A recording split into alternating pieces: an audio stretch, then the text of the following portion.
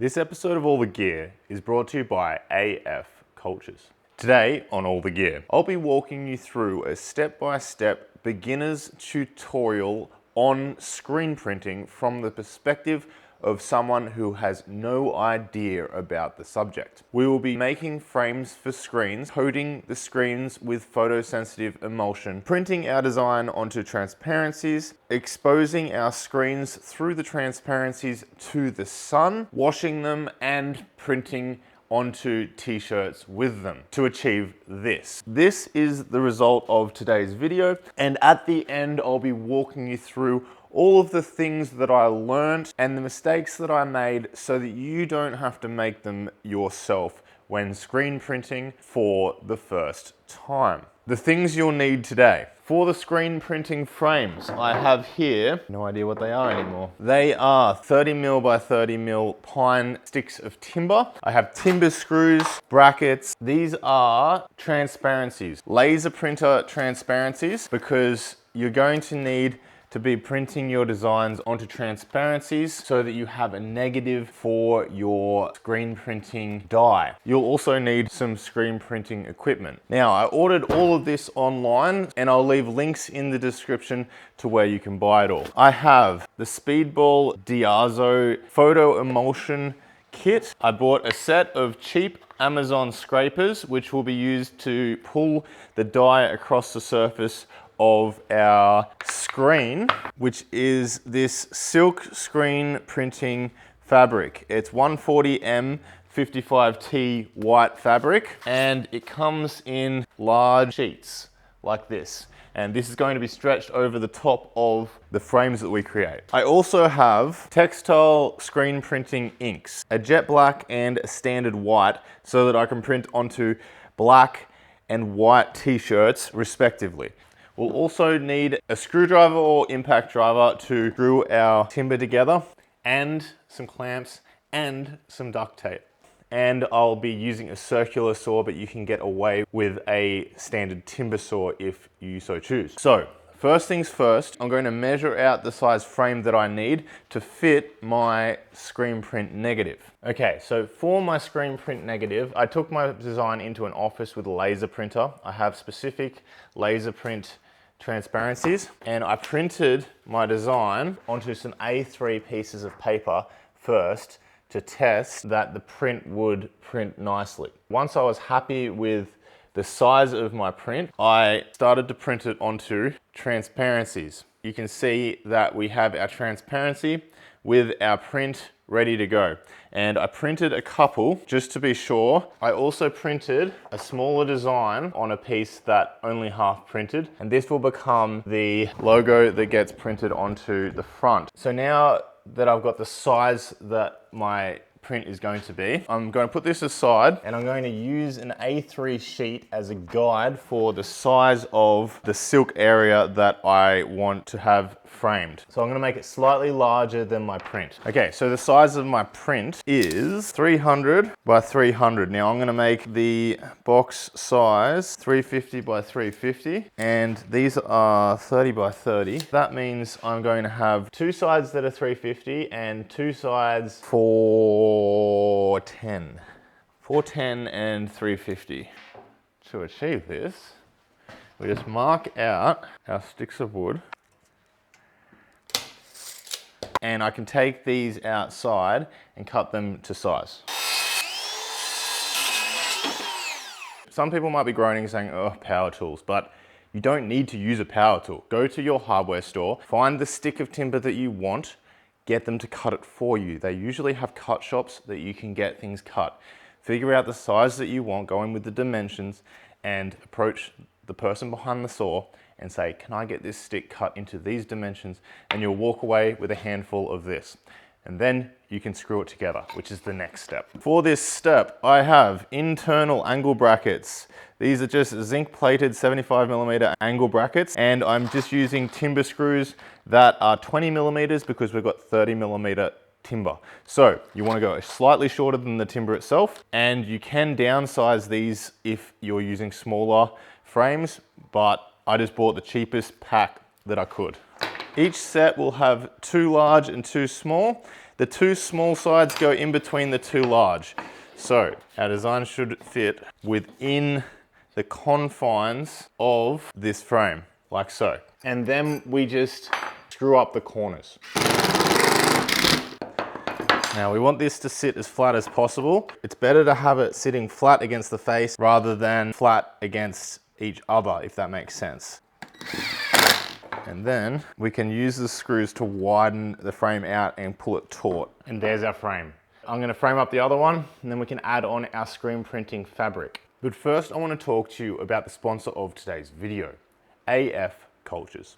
AF Cultures is a service that allows you to transform your ideas into stunning custom metal backlit LED signs. I reached out to them when I was starting a new YouTube channel because I've already worked with them before in the creation of my Hoocho sign, which is in the background of most of my Hoocho's videos. And I wanted to create a new backdrop for the new set of my new channel. This is the new logo, which I designed myself and sent over to the guys at AF Cultures. They laser cut it out of a metal plate and wired it up with LEDs of my choosing. That looks pretty bloody good. So if you have an idea that you would like made, head to the website afcultures.com and start the process of designing your own metal backlit sign. So all I'm doing here is measuring enough fabric so that it can wrap around and be stapled, and then I'm just cutting it appropriately sized, hopefully not wasting too much of it. Have a look at our size. Oh, I forgot to tell you about how we're going to use a stapler as well. Make sure you've got it straight, and then I'm going to staple one of the sides. Okay, I think there's a technique to this, so I think we're gonna have to pull it tight in the middle and work our way out. Looks about right. So I should have done that on this side as well. I should have stapled it in the middle, and then we'll work our way out and tighten from the center. And then we can just dog ear the corners and staple them like so. Once you've got the screen nice and tight. And I'm just gonna remove any excess screen. And there it is. Our first screen printing screen made. How good. Okay, and do the same for my second screen. Number 2. So this is the size of my smaller one. Over-engineered to the max. So the next step is we are going to coat the screens in photosensitive screen printing emulsion. For this step, you are meant to use thumbtacks or pins, but I don't have any pins. So I'm going to be using clout nails, which are going to do exactly the same thing. This is just to hold our screens up off the table we're working on, stop them sticking to it. We're not putting them in permanently. We're just going to tap them in so that they stay in and we can work with our screen. So I'm going to do that for all of our screens. We are going to coat the screens on the front and the back with the photo emulsion. Now, each photo emulsion will have its own instructions. So just go by the instructions that are included with it. I'm going to turn all the lights off. Mixing instructions. Fill the sensitizer bottle approximately half full with water. Tap or distilled water works just fine. Recap the sensitizer bottle and shake vigorously. Open your bottle of photo emulsion. It will be bright blue. Carefully pour your mixed bottle of sensitizer into the bottle of photo emulsion. Stir well with a stick until all the sensitizer is thoroughly mixed into the photo emulsion and it turns a grassy green. So we're just going to cover the area we're working on, and we're going to have a large enough box ready to place these into so that we're able to keep them out of the light. I don't actually have like a cupboard or anything here, but I've got a box that I can use. Use the test one first. We are going to spread the emulsion on the internals, then on the back as well. On the bottom, I've just laid a rough paper of my design so that I kind of know the area that I need to cover, but I'm going to try and cover the whole internal part. We're going to put a dollop of the photo emulsion. I don't know how much to use. I'm just going to cover one more time over the back. This is the side that you want to have no drops, essentially. There we go. And I'm going to pop that into my box, as you can see, hopefully in there. We're also going to do some test strips. Okay, very cool. And I'm gonna close this box up, leave them to the side out of the light, and we'll have a look at them tomorrow. So it's the next day, and all of the emulsion has been drying for at least 20 hours. I went to a glazier this morning because I did a bit of research, and the plastic that I have does probably not allow UV through it. So I got some clear glass. I asked the glazier, he just cut me a larger sheet down. It was pretty cheap. There we have the glass. He also sanded the edges for me so it's not sharp on the edges. That's the glass I'm going to be using to weigh down my transparency. We're going to try and expose our photosensitive dye. Before we do this, we're going to take the test strip that I've got, and we're going to see how long it takes to react to the UV radiation outside. I've actually got a UV sensor on my roof. So the average solar radiation looks to be about 500 today. So that's about what I'm working with. You may be able to use my numbers, but everywhere is going to be different depending on the time of the year and the time of the day, whether it's a cloudy day, whether it's a sunny day. So you will need to do this test yourself. So here are the test strips. They should turn from green to blue. So I've got two test strippy things, and they don't need to be like perfect or anything. You can see it's just like pretty gross. Turn the exposure down on the camera, put a timer on. And there's a big cloud above me. That's just, oh, it is going a bit darker. See how dark that's gone? 54 seconds. That bloody cloud, hey. I'm gonna have to check for clouds. That's actually a pretty good insight there. Just make sure that there's no big clouds going across, but you can see the difference in color from the start to the finish. It took about 40 to 50 seconds, and there was a cloud, so maybe a little bit less. You can see the difference in the color. This is the not exposed sheet, and this is the exposed sheet. So big difference in color. So this is our test print. I'm going to make some markings along this test print. You can see here, 10, 20, 30, 40, 50, 60, 70. And that is the length of time that I'll be exposing this for. I'm going to lay down my transparency straight onto this screen, like so. Over the top of this, I'm putting my panel of glass. That is going to hold my transparency, and I'm putting this over the top because we have to have something on the back. I've got this really thick cardboard that is completely light proof. And then on the front, I've got this cardboard that has ink on the back so that no light can pass through the cardboard. And as the exposure happens, every few seconds, I'm going to be moving this back. The top bit will be exposed for 10 seconds. The next bit will be exposed for another 10 seconds, so on and so forth, down the print. And this is going to give me an idea of exactly how long I need to expose the other prints, because we're going to wash this, and at some point across this test board, we're going to have the right amount of exposure. I think it's going to be later in the test, so like up towards the 50, 60, 70, but we have to test it. Put the camera outside first, and I need to check that there's no clouds. All right, we look clear at the moment. I'm going to start my watch, and we're going to bring it back to the 10, and we're going to bring it back to the 20, then we're going to bring it back to the 30. I should have done this the other way, bugger, so I'm going to have to reverse this, because the 10 will be the 70 actually. You can learn from that mistake. And I'm going to cover that back up and take it inside. Okay, we have to wash this off now.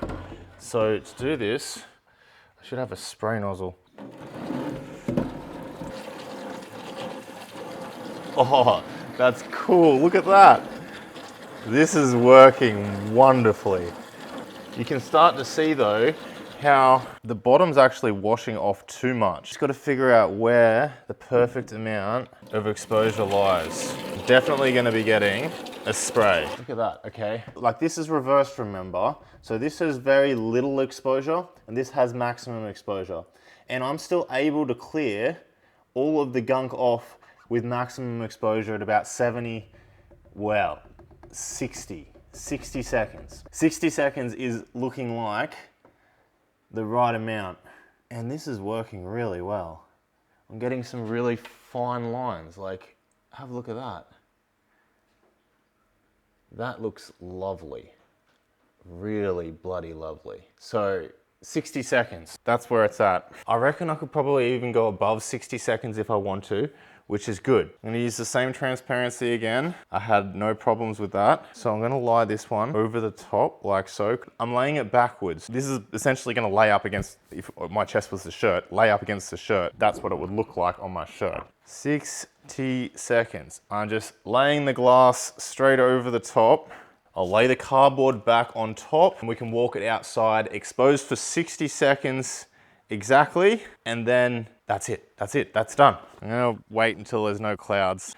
While I'm waiting for those clouds, I just got a sprayer. These must be the slowest moving clouds ever.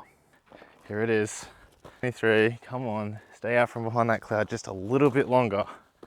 And we're going behind a cloud at 30.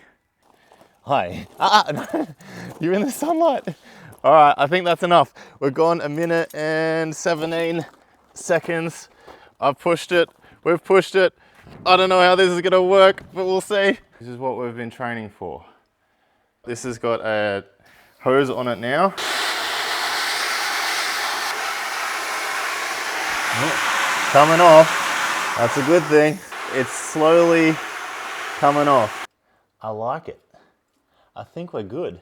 I'm gonna take it outside and let this one set, and I'm gonna do another run. Hopefully this time the sun will be fine. Okay, there it is. And I'm just letting this dry in the sun and letting that emulsion fully set. Here we go, full sun run. And we're gone. So just make sure you don't wash it too long because you can wash it out. I'm hoping that doesn't do too much damage to it because this was actually looking beautiful. Like it had really nice lines and I think I overwashed it, but I'll let you know. Okay, so now we have the baby one. I'm going to take this off at exactly 1 minute because we've got full sun. Around the painting, please. Over here. Careful. Oh no, this was a bad idea. 1 minute. So washing this one's going to be interesting because it's very fine. We've actually got not a bad logo there. If I wash it anymore, I fear that it's going to come off. Over on the right hand side of the logo, the back sheet must have been a little bit off because it hasn't focused properly and we've got a little bit thinner lines. I'm going to keep working it a little bit. Look, I think I'm actually fairly happy with that. Definitely going to be good enough for a channel shirt. There it is. And I'm going to put this outside to cure it. Now that our screens are dry, we can turn all the lights back on, which is fantastic. It's just nice to be working in the light again. Too light, hang on. Now we're at the fun part. Like that all wasn't fun. We're going to do the actual t-shirt printing. Here I have some cheap t-shirts that I've just picked up from Big W, which is essentially a Kmart or a Walmart over in America. And I've also picked up a cheap iron as well because we're going to be ironing the printing ink once we've screen printed onto it. And I also have female and male shirts. My mother has requested specifically that I print her a shirt, so I am going to print her one first. So let's do that. I'm going to print her a medium female shirt, and then I'm going to print myself a shirt as a uniform for the channel, which is the reason for all this existing in the first place. Before we do any of this, we actually have to tape up our print so that the paint doesn't go through the gaps on the edges. So I'm just going to duct tape up the edges of my print. All the edges are taped so we have no holes that the dye can seep through. Now that that's done, I'm going to lay out the t-shirt, and I don't want any of the dye to go onto the back of the t-shirt. So I'm just gonna use my A3 sheet in between the t-shirt, like so. I'm going to mark the center of my print at the top there, and that's gonna help me line it up with the center of the shirt, like so. I actually kind of want this whole thing to move down to the corner where I'm going to clamp both corners. Now, you don't have to clamp, obviously. I'm just gonna clamp it the first time, and then if I decide that I don't need to clamp it, I won't clamp it again. So that's clamped. We can put on some dye. Holy moly, that is like on the money. I don't know if I like that. I'm gonna go with the smaller one. I'm gonna do 2 passes here. So I'm just going to put a little bit.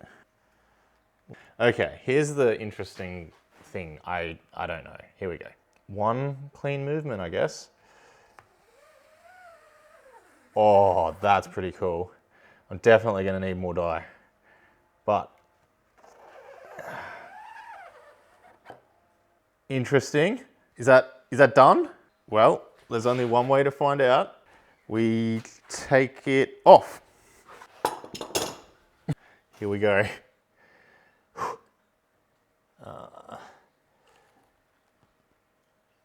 Oh, that's pretty cool. Okay, so I think either I needed to press harder or I needed a bit more dye, which I can definitely do, but that actually looks sick. So this is the part where I tell you where I think I went wrong, but look at that. Okay, so I definitely didn't press hard enough. I don't think I used enough dye. I still love the look of this design though. That has come out incredible. You can see sort of at the top where I haven't, there's just not quite enough of the dye come through. But like, look how fine that detail is around the paraglider, and it's come out incredible. I'm actually stoked. Yeah, this is great. So I'm just gonna lay this to the side for a second. I'm gonna print myself a shirt. Okay, so for my shirts, I'm gonna have the large emblem on the back and the small emblem on the front, the way that my other channel shirts are, and that's the way I want these shirts to be as well. So I've put the ink on like that, and I'm just going to pull back. Now, firm, consistent pull, like this.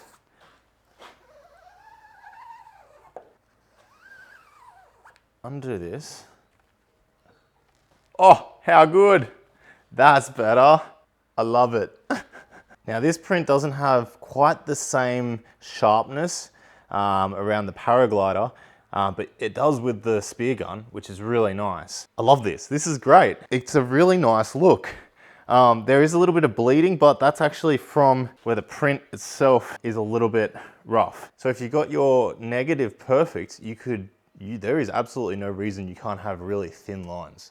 That's cool. I'm now going to wait until they're dry to the touch before I iron set them onto the fabric. And I'm gonna print a few more shirts till I get the technique perfect and the prints perfect. And then I'll have some shirts to give away to family and friends. Now this one's going to be interesting. Just make sure you make your frames big enough for your squeegees, I guess. I told you I have no idea. Oh, I could have done that so much harder. That's okay. I'm okay with that. That's a first go. There it is. The pocket. It kind of works. You get the idea though, right? Okay, so I just took a circ saw to my little squeegee to cut it down. Here we go. Oh, way better. Look at that. Now, the forward drive was never going to be good because the negative on the print looks exactly the same as that. That came out incredibly. How good. Okay, so I'm now going to wash these prints off so I can reuse them. I'm going to leave these to dry a few hours and then we iron them. I've never been so excited to iron a shirt in my life. Okay, so now that my print is dry, I'm going to dry iron over the print. I'm just going to lay cotton tea towel and I'm going to iron this 5 minutes with the tea towel on. Then I'm going to remove the tea towel and iron for another 2 minutes. This is the process that stops it from coming off in the wash. It's better to over iron than to under iron.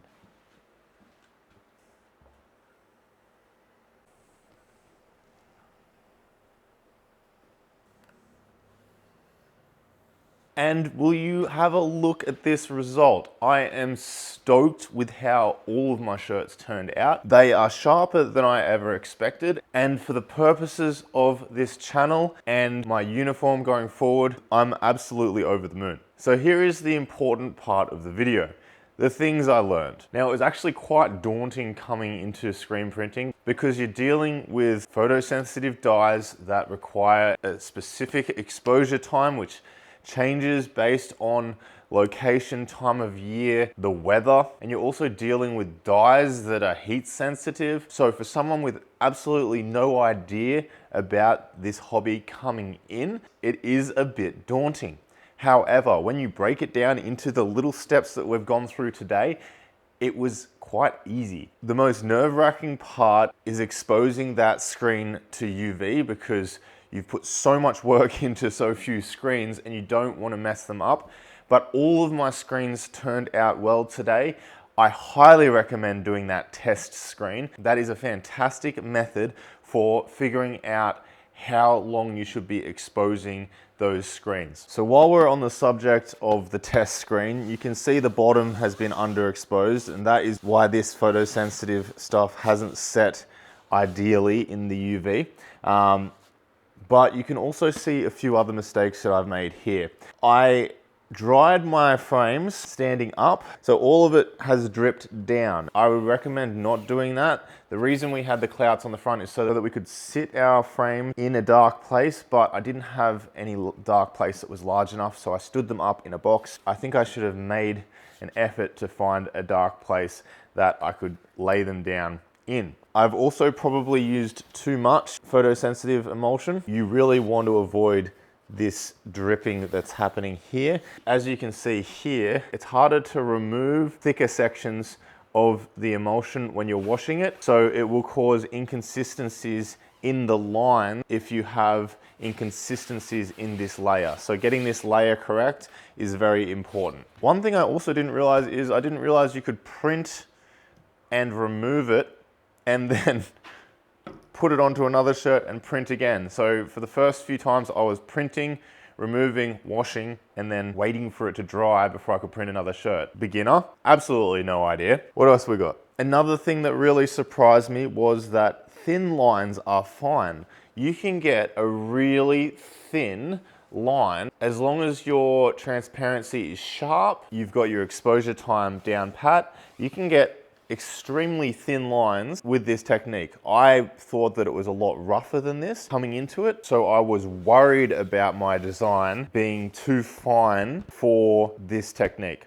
But don't worry about that. That was misplaced anxiety on my behalf. And some more things I was unaware of coming into the hobby, and this makes it more forgiving again. The photo emulsion kit comes with a photo emulsion remover, so that after you've used your screens and don't want that design anymore, or for your test screen, you can just coat the photo emulsion with the photo emulsion remover, and the photo emulsion just washes off. So you can reuse all of your screens, even if you make a mistake, or you would just like to change up the design on that screen. For some reason, I had it in my head that once you had the photo emulsion on your screen, it was permanent, whereas that's just not the case. Here again, you see the problem with using too much emulsion. It doesn't wash out easily if it's laid on thick. And lastly, you can actually touch up shirts. So after you've printed your designs, you can go along with a little paintbrush and touch up any of the parts that you're not particularly happy with. So don't stress too much. If it didn't print exactly perfectly, you can definitely touch up any of the problems that you have. And overall, I've found this entire process to be extremely forgiving considering my aptitude in the process itself. So I'm really happy with how my screen prints all turned out, and I can highly recommend this hobby to you. And there you have it. That is a no idea guide to screen printing. And now you can compare a professional's video so that you have an idea of what you're going to be experiencing and what the professional standards are. I hope you enjoyed this episode of All the Gear and No Idea. Go out there and get the gear, and I hope this has given you some idea.